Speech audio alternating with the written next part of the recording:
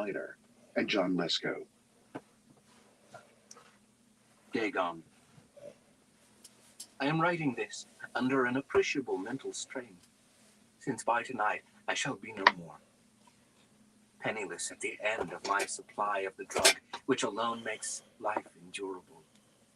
I can bear the torture no longer, and shall cast myself from this garret window into the squalid street below.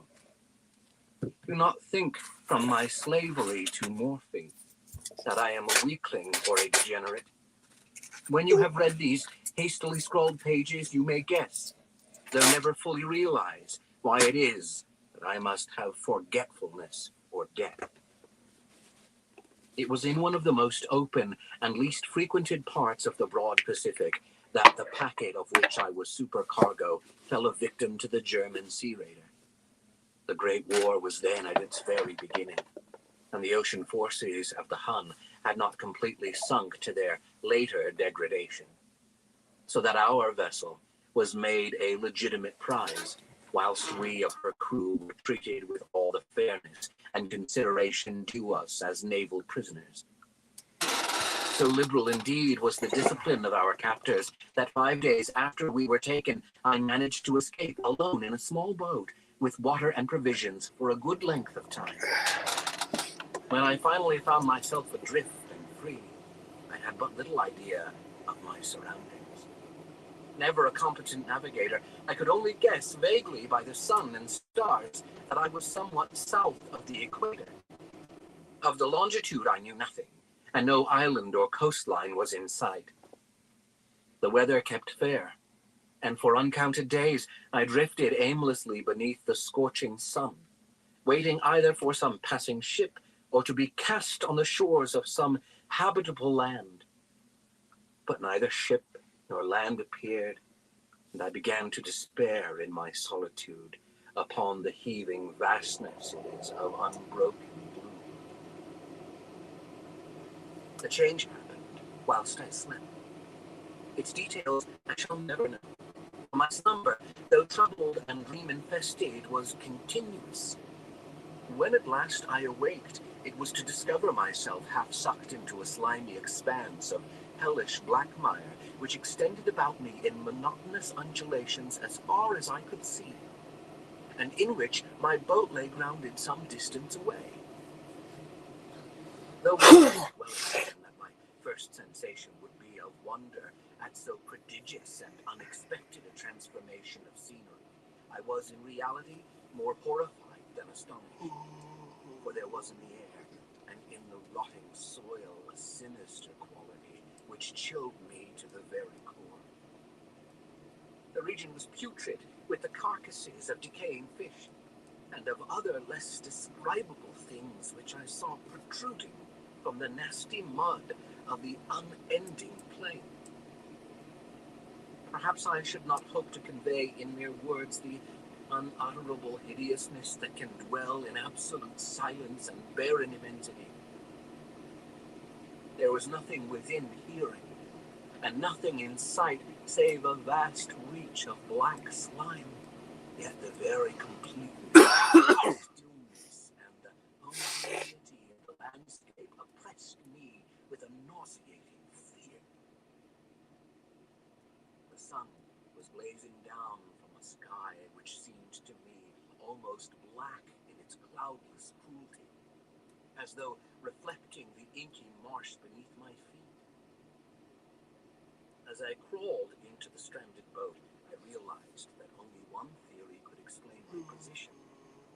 Through some unprecedented volcanic upheaval, a portion of the ocean floor must have been thrown to the surface, exposing regions which, for innumerable millions of years, had lain hidden under unfathomable watery depths.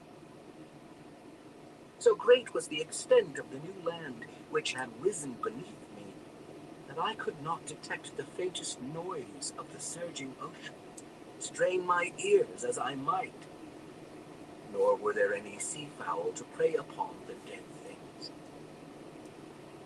For several hours I sat thinking or brooding in the boat, which lay upon its side and afforded a slight shade as the sun moved across the heavens. distance. As the day progressed, the ground lost some of its stickiness and seemed likely to dry sufficiently for traveling purposes in a short time. I slept quickly, and the next day I made for myself a pack containing food and water, preparatory to an overland journey in search of the vanished sea and possible rescue. On the third morning, I found the soil dry enough to walk upon with ease. The odor of the fish was maddening, but I was too much concerned with graver things to mind so slight an evil, and set out boldly for an unknown goal. All day I foraged steadily westward, guided by a faraway hummock which rose higher than any other elevation on the rolling desert.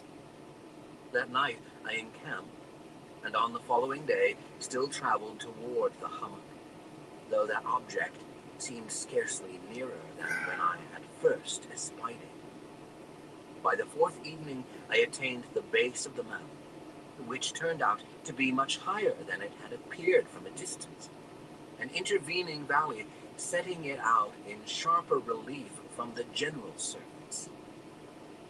Too weary to ascend, I slept in the shadow of the hill.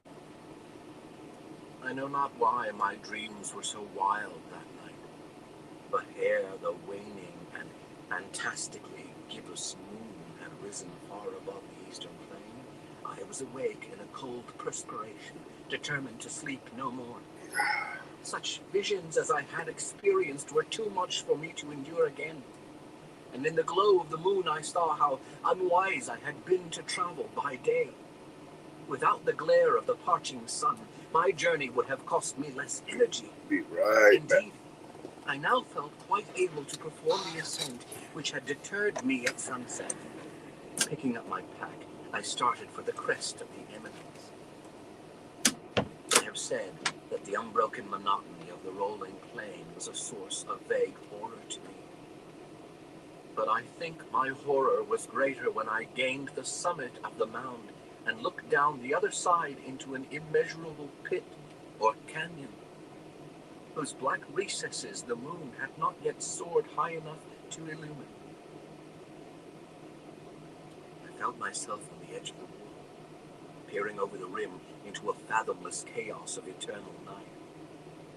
Through my terror ran curious reminiscences of Paradise Lost and Satan's hideous climb through the unfashioned realms of darkness. As the moon climbed higher in the sky, I began to see that the slopes of the valley were not quite so perpendicular as I had imagined. Ledges and outcroppings of rock afforded fairly easy footholds for a descent, whilst after a drop of a few hundred feet, the declivity became very gradual. Urged on by an impulse which I cannot definitely analyze, I scrambled with difficulty down the rocks and stood on the gentler slope beneath, gazing into the Stygian deeps where no light had yet penetrated.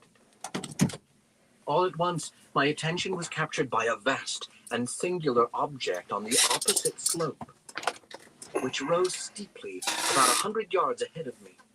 An object that gleamed whitely in the newly pale rays of the ascending moon. That it was merely a gigantic piece of stone, I soon assured myself, but I was conscious of a distinct impression that its contour and position were not altogether the work of nature.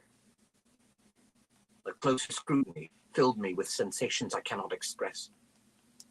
For despite its enormous magnitude, and its position in an abyss which had yawned at the bottom of the sea since the world was young, I perceived beyond a doubt that the strange object was a well-shaped monolith whose massive bulk had known the workmanship and perhaps the worship of living and thinking creatures.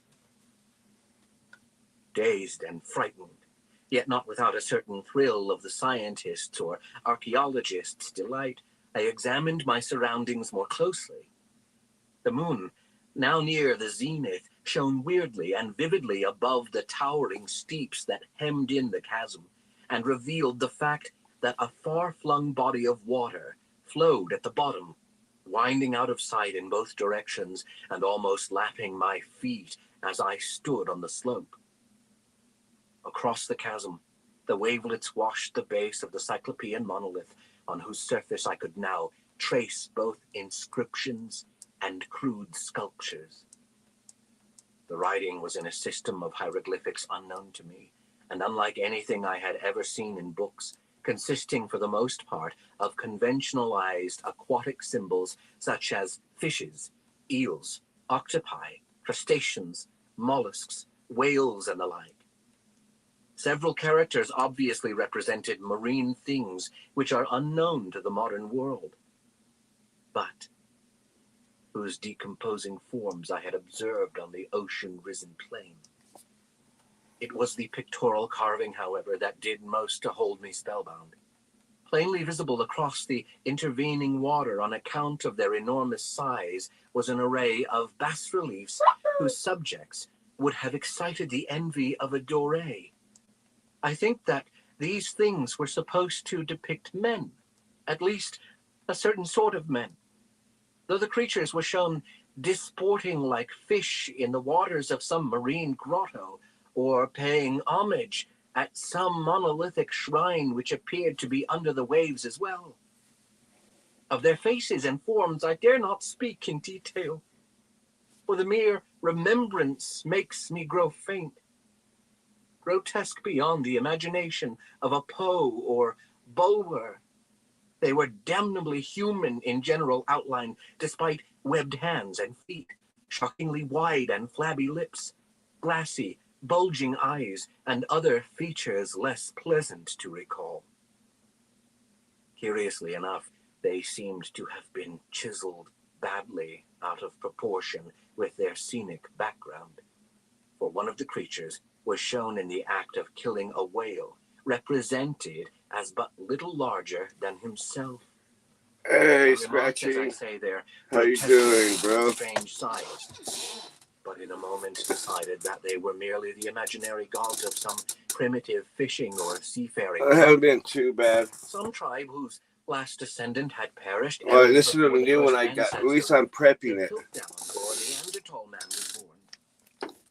And struck at this unexpected glimpse into a past beyond conception of the most daring anthropologist, I stood musing, whilst the moon cast queer reflections on the silent channel before me. It's like you get a good one of Then it. suddenly I saw it, with only a slight churning. I bet this could be the one I'm gonna be rise to doing the after I surface. finish my It current slid one. into view above the dark waters. Vast, Polyphemus-like and loathsome, it darted like a stupendous monster of nightmares to the monolith, about which it flung its gigantic, scaly arms, while it bowed its hideous head and gave vent to certain measured sounds. I think I went mad then. Of my frantic ascent of the slope and cliff, and of my delirious journey back to the stranded That's badass. I remember little. I believe I sang a great deal and laughed oddly when I was unable I to might sleep. actually I have indistinct do a stream recollection tomorrow of of the one I'm doing currently. after I reached the boat. At any rate, I know that I heard peals of thunder and other tones. If I do this one, this would be my biggest one. When I came out of the shadows, I was in a San Francisco hospital. Well, you see the size of it. Brought thither by the captain of the American ship which had picked up my boat in mid-ocean. In my delirium, I had said much, but found that my words had been given scant attention. Of any land upheaval in the Pacific, my rescuers knew nothing, nor did I deem it necessary to insist upon a thing which I knew they could not believe. Once I sought out a celebrated ethnologist and amused him with peculiar questions regarding the ancient Philistine legend of Dagon, the fish god. But soon, perceiving that he was hopelessly conventional, I did not. I hope you're doing good, Scratcher D-Man. It is at night, especially when the moon is gibbous and waning, that I see the thing. I tried morphine, but the drug has given only transient secretion. and has drawn me into its clutches as a hopeless slave. So now I am to end it all, having written a full account for the information. But what I'm doing now, I got it from amusement of my aunt. I ask myself, if it could It's not have been a pure fantasy. It looks like a forest of a freak of fever as like I lay mushrooms. sun-stricken and raving in the open boat after my escape from the German man of war. This I ask myself, but ever does the hell yeah, that's good. hideously vivid vision Scratching D-Man. I cannot think of the deep sea without shuddering at the nameless. Yeah, but tomorrow I'll probably that go may out and or do a live with me doing more work on that one. I've been slacking on my diamond art. Their ancient stone idols and carving their own detestable likenesses on submarine. It's been in one of them ruts, I guess. Granite. But I dream well, of what a can day you when do? they may rise above the billows to drag down in their reeking talons the remnants of puny, war-exhausted mankind. Of a day when the land shall sink and the dark ocean floor shall ascend amidst universal pandemonium. But the end is near. I need to quit putting it off and get that one done so I could get on some immense on that one. Body lumbering against it. It shall not find me. God, that hand, the window, the window.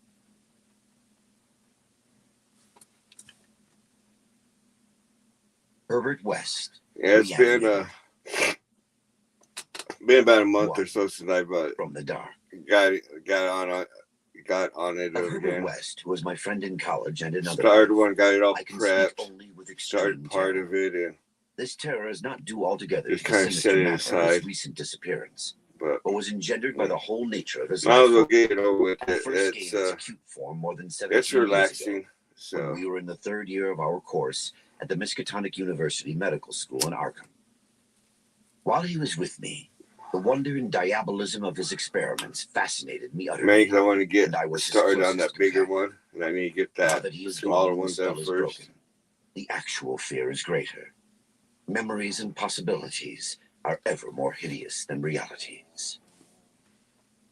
The first horrible incident of our acquaintance was the greatest shock I ever experienced, and it is only with reluctance that I repeat it. As I have said, it happened when we were in medical school, where West had already made himself notorious through his wild theories on the nature of death and the possibility of overcoming it artificially.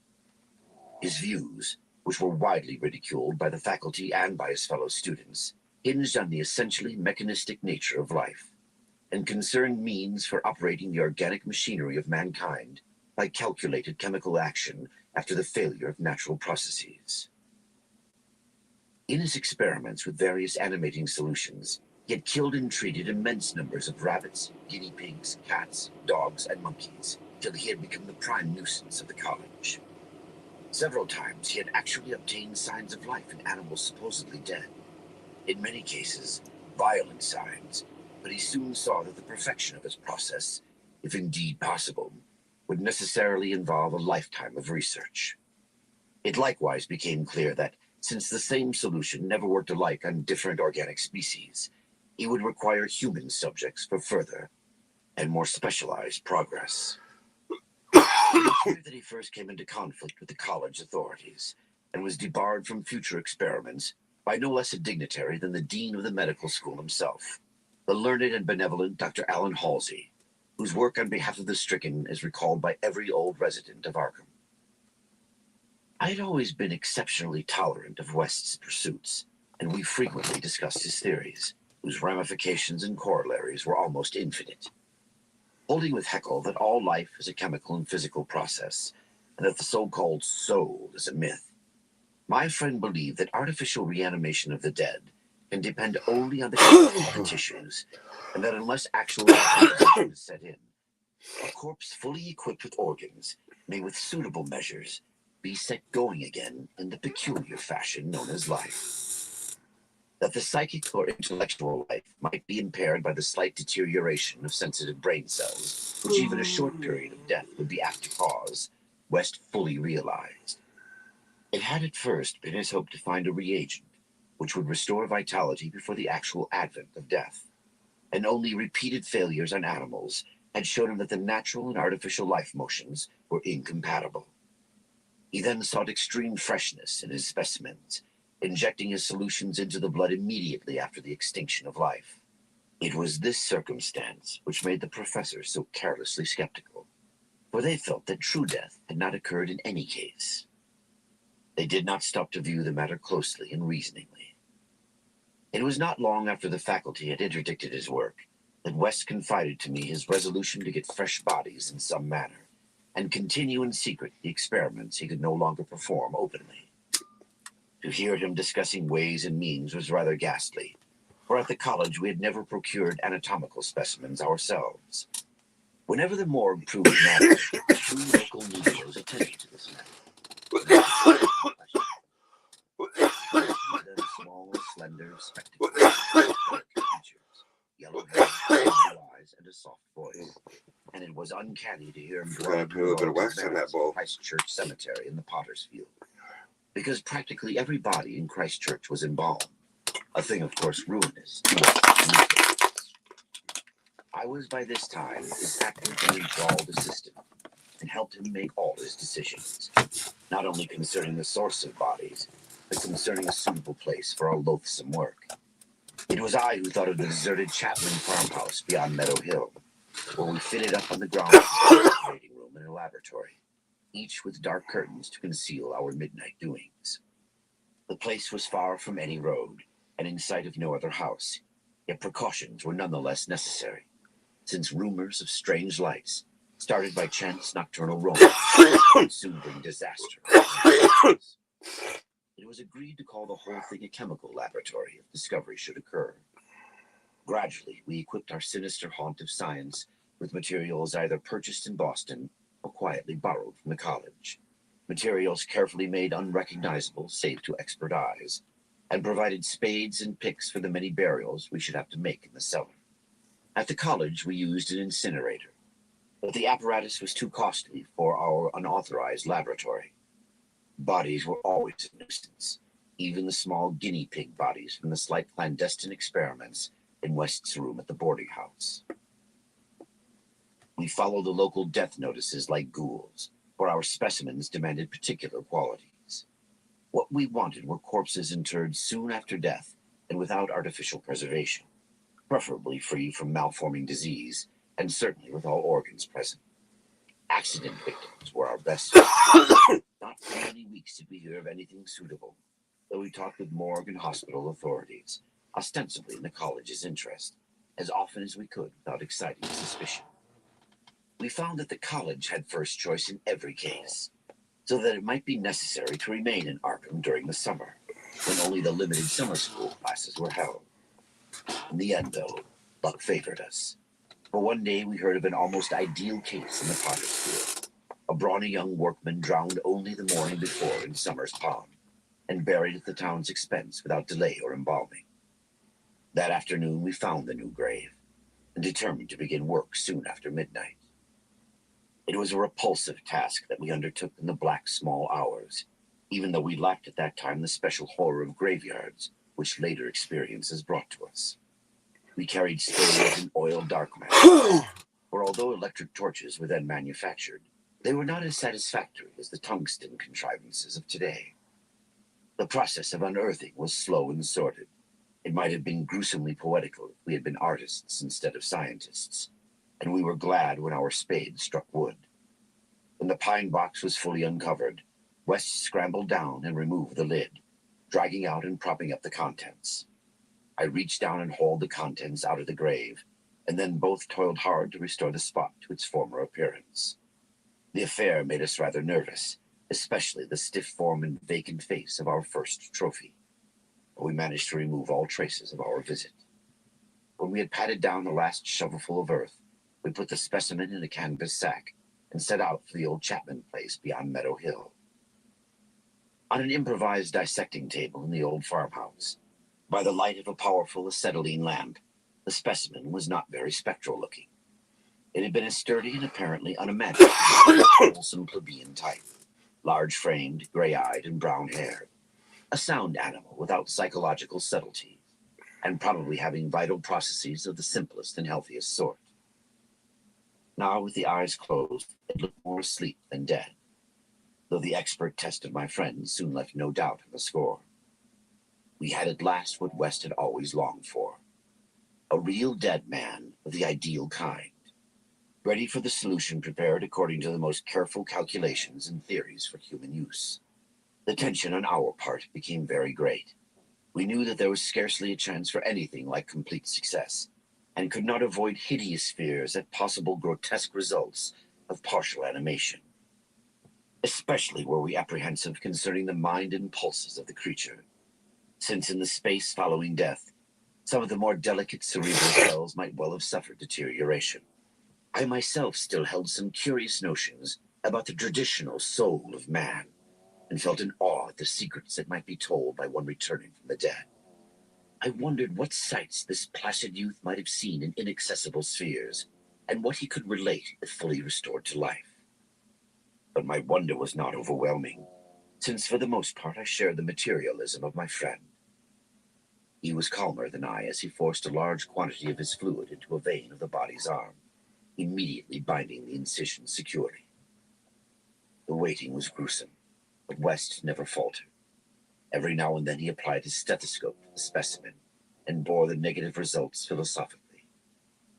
After about 3/4 of an hour without the least sign of life, he disappointedly pronounced the solution inadequate, but determined to make the most of his opportunity and try one change in the formula before disposing of his ghastly prize. We had that afternoon dug a grave in the cellar and would have to fill it by dawn. For although we had fixed a lock on the house, we wished to shun even the remotest risk of a ghoulish discovery. Besides, the body would not be even approximately fresh the next night. So we put a solitary acetylene lamp into the adjacent laboratory. We left our silent guest on the slab in the dark, and bent every energy to the mixing of a new solution. The weighing and measuring supervised by West with an almost fanatical care. The awful event was very sudden and wholly unexpected. I was pouring something from one test tube to another, and West was busy over the alcohol blast lamp, which had to answer for a Bunsen burner in this gasless edifice, when from the pitch-black room we had left, there burst the most appalling and demoniac succession of cries that either of us had ever heard. Not more unutterable could have been the chaos of hellish sound if the pit itself had opened to release the agony of the damned. For in one inconceivable cacophony was centered all the supernal terror and unnatural despair of animate nature. Human it could not have been. It is not in man to make such sounds.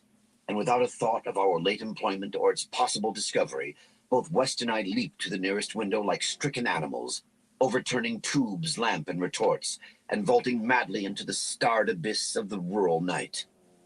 I think we screamed ourselves as we stumbled frantically toward the town, though as we reached the outskirts we put on a semblance of restraint, just enough to seem like belated revelers staggering home from a debauch. We did not separate, but managed to get to West's room, where we whispered with the gas up until dawn. By then we had calmed ourselves a little with rational theories and plans for investigation, so that we could sleep through the day, classes being disregarded.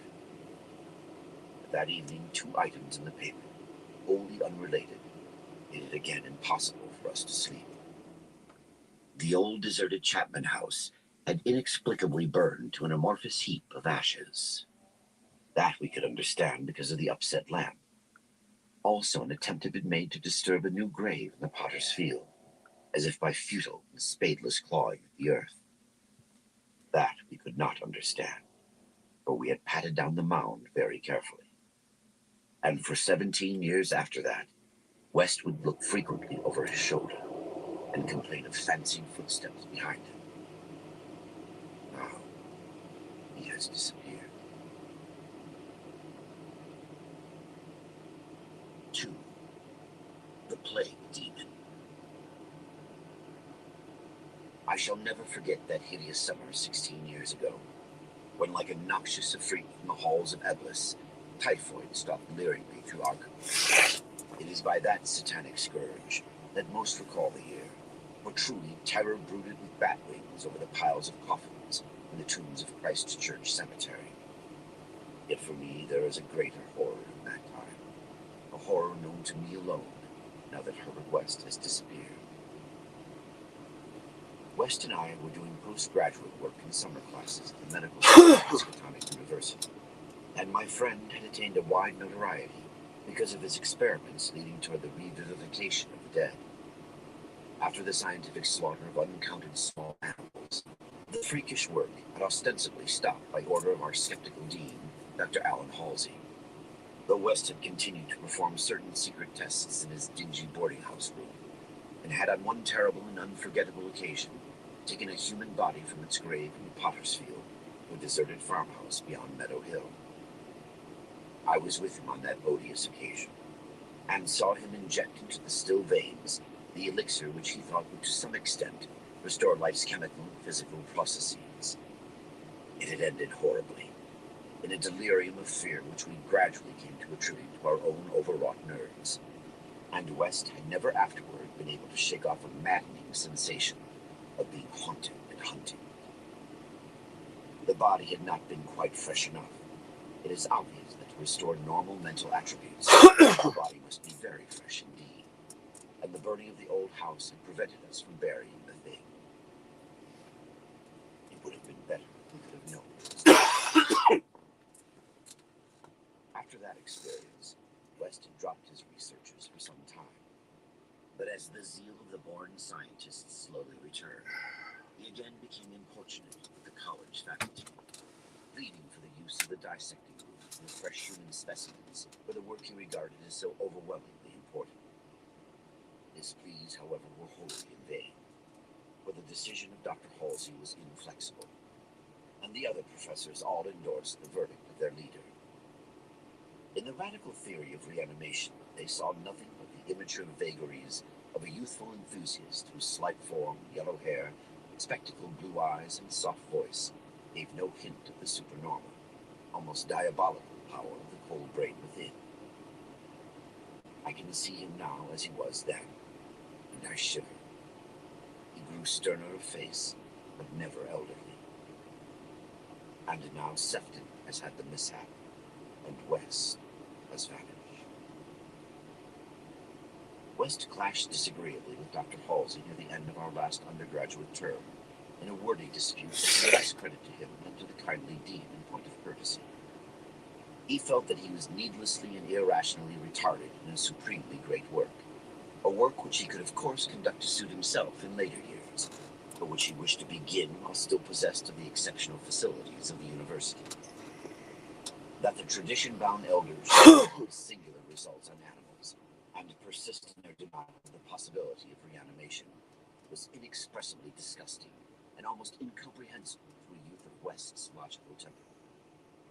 Only greater maturity could help him understand the chronic mental limitations of the professor-doctor type, the product of generations of pathetic puritanism, kindly, conscientious, and sometimes gentle and amiable, yet always narrow, intolerant, custom-ridden, and lacking perspective. Age has more charity for these incomplete yet high-souled characters, whose worst real vice is timidity, and who are ultimately punished by general ridicule for their intellectual sins.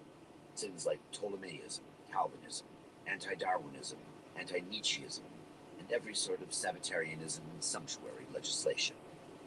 West, young despite his marvelous scientific acquirements, had scant patience with good Dr. Halsey and his erudite colleagues, and nursed an increasing resentment, coupled with a desire to prove his theories to these obtuse worthies in some striking and dramatic fashion.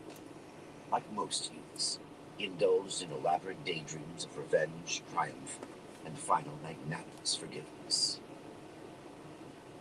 And then had come the scourge, grinning and lethal from the nightmare caverns of Tartarus.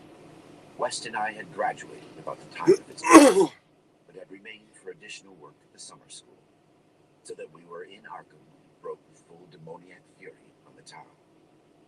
Though not as yet licensed physicians, we now had our degrees, and were pressed frantically into public service as the numbers of the stricken grew. The situation was almost past management, and deaths ensued too frequently for for the local undertakers fully to handle.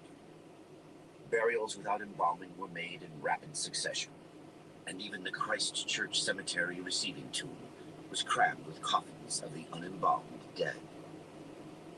This circumstance was not without effect on West, who thought often of the irony of the situation. So many fresh specimens, yet none for his persecuted researches. We were frightfully overworked, and the terrific mental and nervous strain made my friend brood morbidly. But West's gentle enemies were no less harassed with prostrating duties. College had all but closed, and every doctor of the medical faculty was helping to fight the typhoid plague. Dr. Halsey in particular had distinguished himself in sacrificing service, applying his extreme wholehearted energy to cases which many others shunned because of danger or apparent hopelessness. Before a month was over, the fearless dean had become a popular hero, though he seemed unconscious of his fame as he struggled to keep from collapsing with physical fatigue and nervous exhaustion. West could not withhold admiration for the fortitude of his foe, but because of this was even more determined to prove to him the truth of his amazing doctrines. Taking advantage of the disorganization of both college work and municipal health regulations, he managed to get a recently deceased body smuggled into the university dissecting room one night, and in my presence injected a new modification of his solution. The thing actually opened its eyes, but only stared at the ceiling with a look of soul-petrifying horror, before collapsing into an inertness from which nothing could rouse it. West said it was not fresh enough. The hot summer air does not favor corpses. That time we were almost caught before we incinerated the thing, and West doubted the advisability of repeating its use of the college laboratory.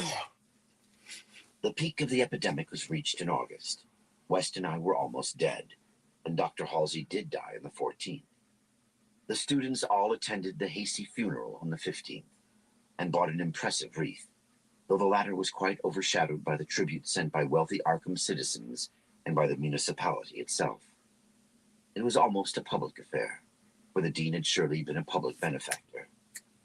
After the entombment, we were all somewhat depressed, and spent the afternoon at the bar of the commercial house, where West, though shaken by the death of his chief opponent, chilled the rest of us with references to his notorious theories. Most of the students went home or to various duties as the evening advanced, but West persuaded me to aid him in making a night of it.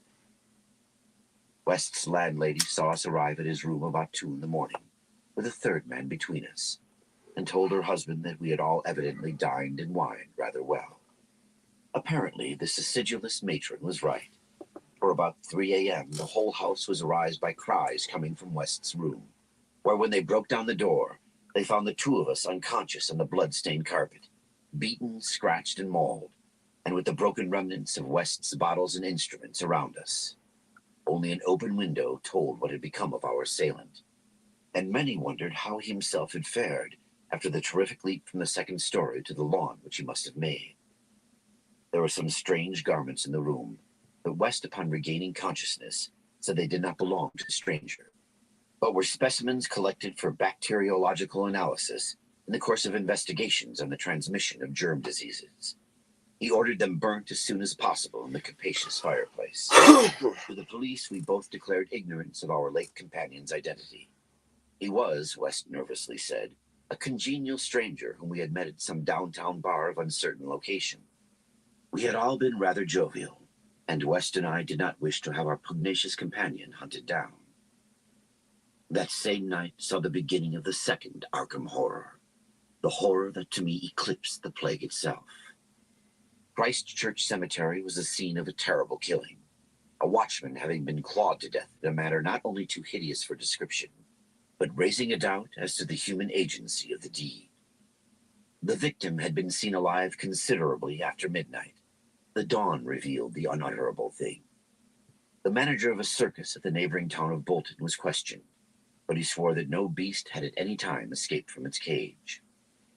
Those who found the body noted a trail of blood leading to the receiving tomb, where a small pool of red lay on the concrete just outside the gate.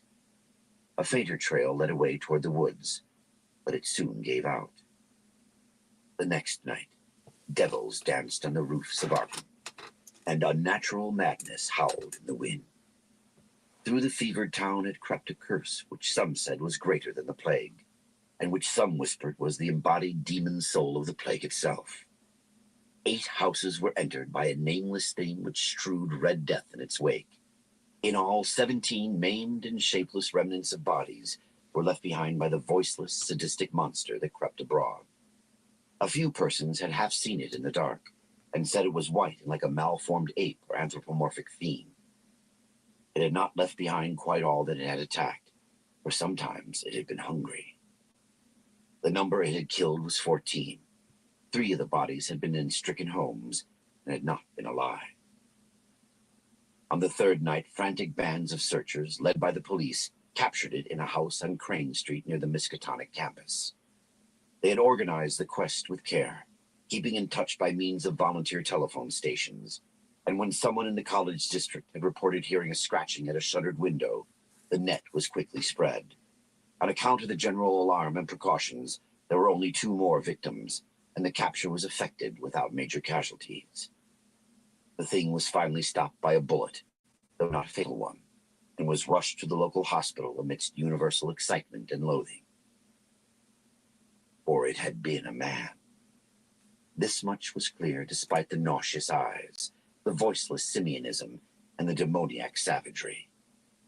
They dressed the wound and carted it to the asylum at Sefton, where it beat its head against the walls of a padded cell for 16 years, until the recent mishap, when it escaped under circumstances that few like to mention. What had most disgusted the searchers of Arkham was a thing they noticed when the monster's face was clean. The mocking, unbelievable resemblance to a learned and self-sacrificing martyr who had been entombed but 3 days before. The late Dr. Allen Halsey, public benefactor and dean of the medical school of Miskatonic University. To the vanished Herbert West, and to me, the disgust and horror were supreme. I shudder tonight as I think of it. Shudder even more than I did that morning when West muttered through his bandages, "Damn it, it wasn't quite fresh enough."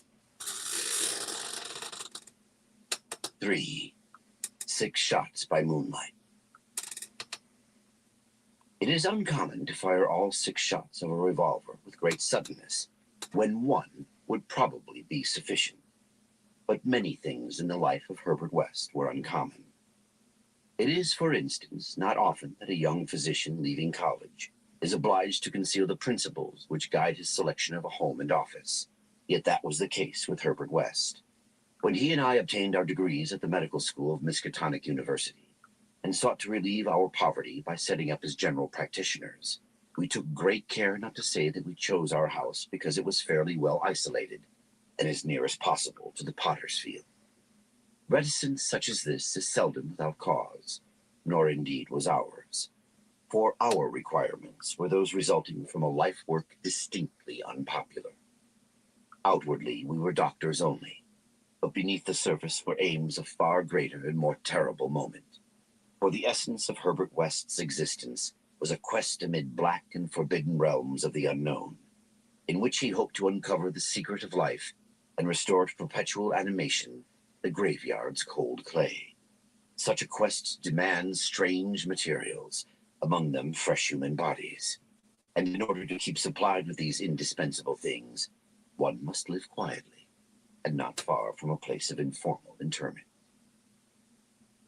West and I had met in college, and I had been the only one to sympathize with his hideous experiments.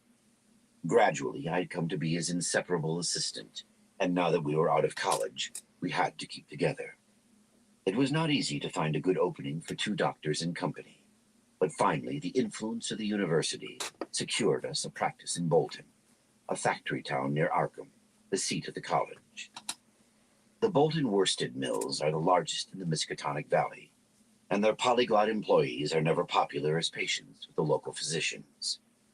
We chose our house with the greatest care, seizing at last on a rather run-down cottage near the end of Pond Street, 5 numbers from the closest neighbor, and separated from the local potter's field by only a stretch of meadowland, bisected by a narrow neck of the rather dense forest which lies to the north. The distance was greater than we wished, but we could get no nearer house without going on the other side of the field, wholly out of the factory district. We were not much displeased, however, since there were no people between us and our sinister source of supplies. The walk was a trifle long, but we could haul our silent specimens undisturbed.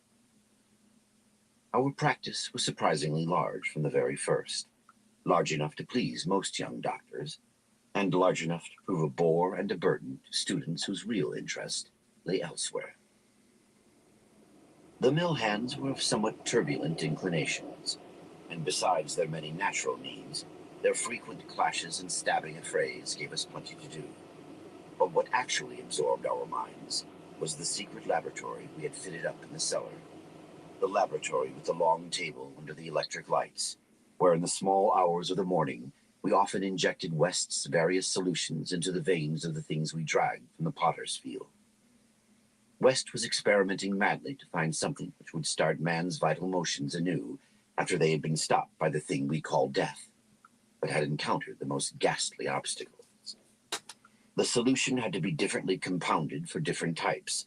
What would serve for guinea pigs would not serve for human beings, and different specimens required large modifications.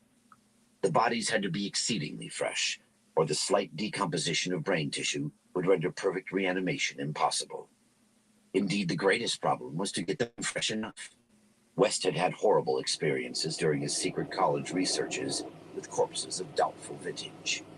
The results of partial or imperfect animation were much more hideous than were the total failures, and we both held fearsome recollections of such things. Ever since our first demoniac session in the deserted farmhouse on Meadow Hill in Arkham, we had felt a brooding menace. And West, though a calm, blonde, blue-eyed scientific automaton in most respects, often confessed to a shuddering sensation of stealthy pursuit. He half felt that he was followed, psychological delusion of shaken nerves, enhanced by the undeniably disturbing fact that at least one of our reanimated specimens was still alive, a frightful carnivorous thing in a padded cell at Sefton. Then there was another, our first, whose exact fate we had never learned. We had fair luck with specimens in Bolton, much better than in Arkham. We had not been settled a week before we got an accident victim on the very night of burial, and made it open its eyes with an amazingly rational expression before the solution failed. It had lost an arm. If it had been a perfect body, we might have succeeded better. Between then and the next January, we secured 3 more, 1 total failure, 1 case of marked muscular motion, and 1 rather shivery thing. It rose of itself and uttered a sound. Then came a period when luck was poor, interments fell off, and those that did occur were of specimens either too diseased or too maimed for us. We kept track of all the deaths and their circumstances with systematic care. One March night, however, we unexpectedly obtained a specimen which did not come from the potter's field. In Bolton, the prevailing spirit of Puritanism had outlawed the sport of boxing, with the usual result. Surreptitious and ill-conducted bouts among the mill workers were common, and occasionally professional talent of low grade was imported. This late winter night there had been such a match, evidently with disastrous results, since 2 timorous Poles had come to us with incoherently whispered entreaties to attend to a very secret and desperate case. We followed them to an abandoned bar, where the remnants of a crowd of frightened foreigners were watching a silent black form on the floor. Be right back here. The match had been between Kid O'Brien, a loverly and now quaking youth with the most un-Hibernian hooked nose, and Buck Robinson, the Harlem Smoke. The Negro had been knocked out, and a moment's examination showed us that he would permanently remain so. He was a loathsome, gorilla-like thing, with abnormally long arms, which I could not help calling forelegs, and a face that conjured up thoughts of unspeakable Congo secrets and tom-tom poundings under an eerie moon. The body must have looked even worse in life. The world holds many ugly things. Fear was upon the whole pitiful crowd, for they did not know what the law would exact of them if the affair were not hushed up, and they were grateful when West, in spite of my involuntary shudders, offered to get rid of the thing quietly, for a purpose I knew too well. There was bright moonlight over the snowless landscape, but we dressed the thing and carried it home between us through the deserted streets and meadows, as we had carried a similar thing one horrible night in Arkham. We approached the house from the field in the rear, put the specimen in the back door and down the cellar stairs, and prepared it for the usual experiment. Our fear of the police was absurdly great, though we had timed our trip to avoid the solitary patrolman of that section. The result was wearily anticlimactic. Ghastly as our prize appeared, it was wholly unresponsive to every solution we injected in its black arm. Solutions prepared from experience with white specimens only. So as the hour grew dangerously near to dawn, we did as we had done with the others. Dragged the thing across the meadows to the Alright, everyone. Potter's Field, and buried I'm gonna it in the best call into this live for frozen ground tonight. could furnish. I want to thank all y'all for stopping by, and But fully as good as everyone that continues to stop specimen. by. The thing I which definitely represented appreciate itself all y'all's in utter support. In the light Until next of time, our dark everyone. lanterns, Y'all stay carefully safe covered out in there. leaves and dead vines, barely certain that the police